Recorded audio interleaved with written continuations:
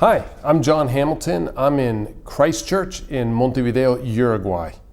And I'm delighted to be able to share 4 brief reflections, meditations on Advent in this Advent season. I love Advent. Advent for what it signifies, for what it means, for what it's teaching me as I'm learning and growing. And so Advent is a season of preparation before Christmas.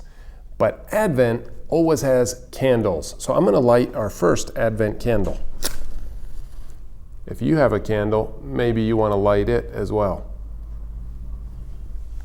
So there we have our first Advent candle.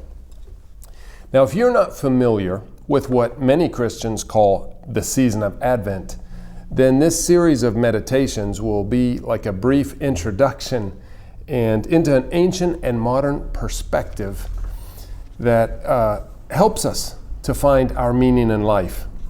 Advent teaches us to experience God's purposes through the power of wondering, waiting, and watching. Advent is easily confused with Christmas. Christmas is a holy day. Now we call it a holiday when Christians celebrate the birth of Jesus. The word incarnation, as you know, many of you, is a word that we use to describe Jesus' birth. You're likely to hear the word incarnation in songs, Instagram posts about Christmas, churches. Incarnation goes with Christmas. The word incarnation means basically that God became a person. God became one of us. So Christmas then is a big celebration. Luke describes the incarnation and the first Christmas so beautifully in his gospel in the first 2 chapters. I suggest you read those chapters slowly, several times. But I began talking about Advent. Advent is not the same as Christmas. Christmas is the event, the celebration. Advent is the season or time of waiting, hoping, anticipating before the event. Advent is a season marked on the Christian calendar that begins 4 Sundays prior to Christmas. Always 4 Sundays. That's why November 29th, we're already into Advent. Advent lasts then for roughly a month. And one of the most meaningful traditions in Advent in many cultures is lighting the Advent candles, one each week, to help us wonder and watch and wait. Candlelight is beautiful, and it's helpful to recall so many important truths about darkness and light. Advent candles are used to tell the story of the Incarnation. The first candle often represents the prophets. The second candle is the Holy Family. The third candle is the shepherds, and then the Magi. And the 5th candle, because there'll be 4 candles and a 5th candle in the center, represents Jesus, the light of the world. Other times we might use the candles to represent Jesus' teaching. 1 candle each week to represent hope, faith, love, joy, peace. Jesus is the object of our faith. He's the reason we have hope. He is the source of our joy. He gives our life meaning. He's the one who loves us unconditionally, and ultimately, He Himself is our peace, the peace of God, which passes all understanding. And so these are texts and phrases and words from Scripture that actually express profound truth.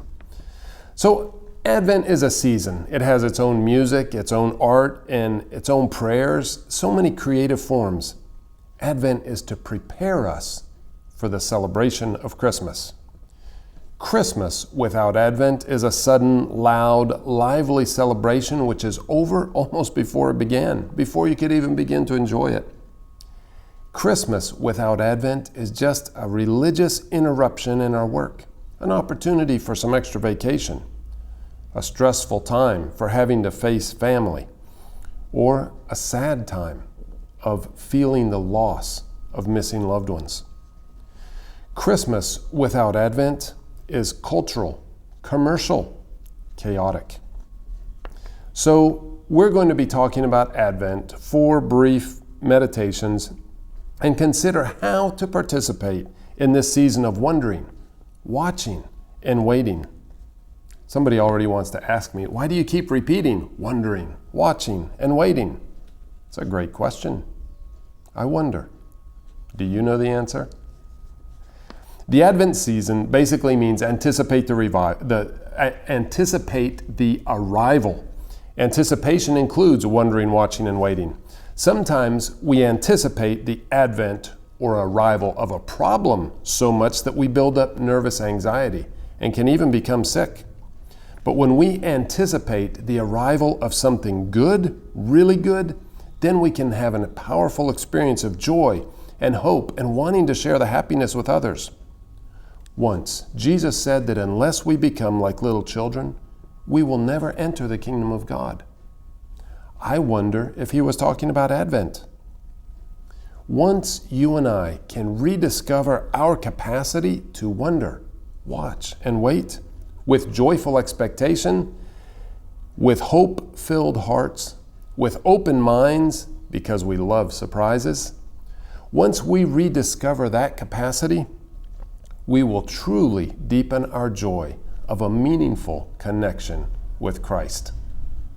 Thank you for joining me, and may the God of hope fill you with all joy and peace as you trust in Him, so that you may overflow with hope by the power of the Holy Spirit. Amen.